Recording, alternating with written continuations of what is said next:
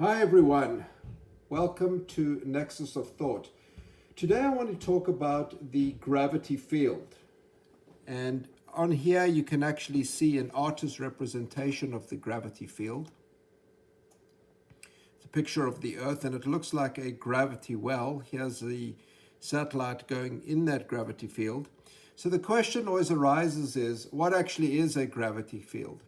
Well, a gravity field is a region in space that is impacted by the presence of a mass. So here we have a large mass, the Earth, and what it does is it distorts the area around it so that a smaller mass entering into this distorted area will actually experience a force, and we call that force the force of gravity. So the space around here is called the gravity field.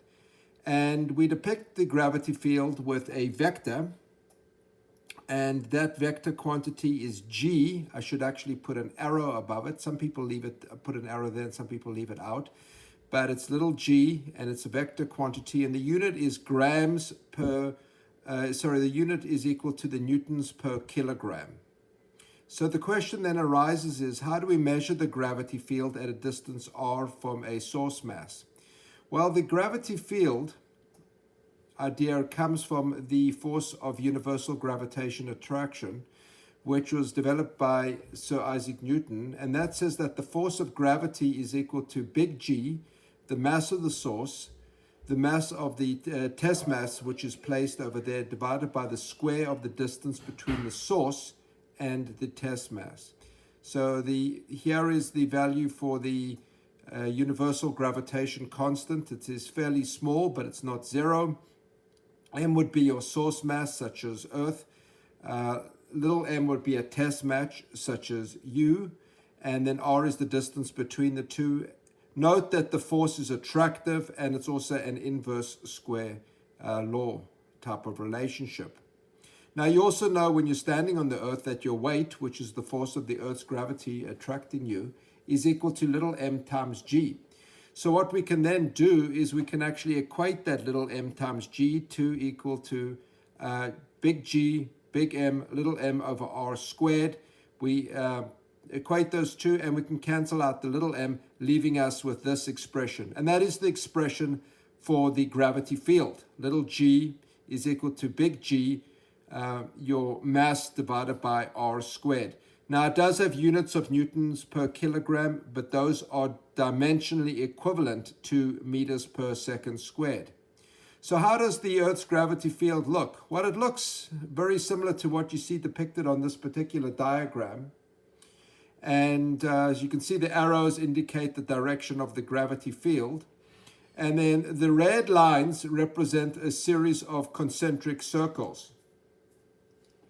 And those concentric circles represent points where the gravity field magnitude is the same. So it's the same throughout here, this particular line, and then it's going to be the same along this line, and then the same along the line inside it.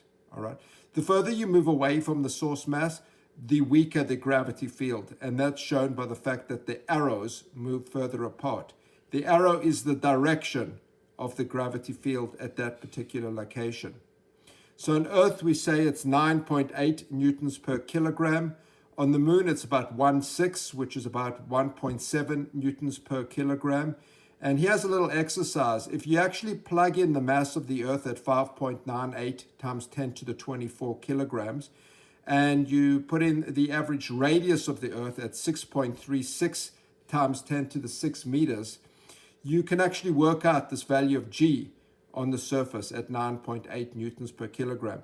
Now, as you move away from the Earth, the value of G gets smaller and it drops off according to this function that we have over here. There it is. That's a hyperbolic function indicating the drop off with R. Now, some people like to say, well, what would the gravity field be at the center of the Earth? And it's tempting to want to reapply this equation as well to work out the gravity field at the center of the Earth, but you can't use it. You've got to actually use a Gaussian analysis. But another way of looking at it is that at the center of the Earth, the mass is uniformly distributed around you, roughly speaking, and so all of the force vectors cancel out. So the gravity field at the center of the Earth would be 0 newtons per kilogram or thereabouts.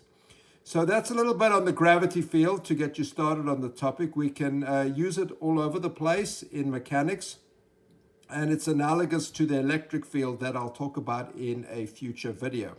So if you like this video, please give it the thumbs up, and I will make more of them in the future. Thank you.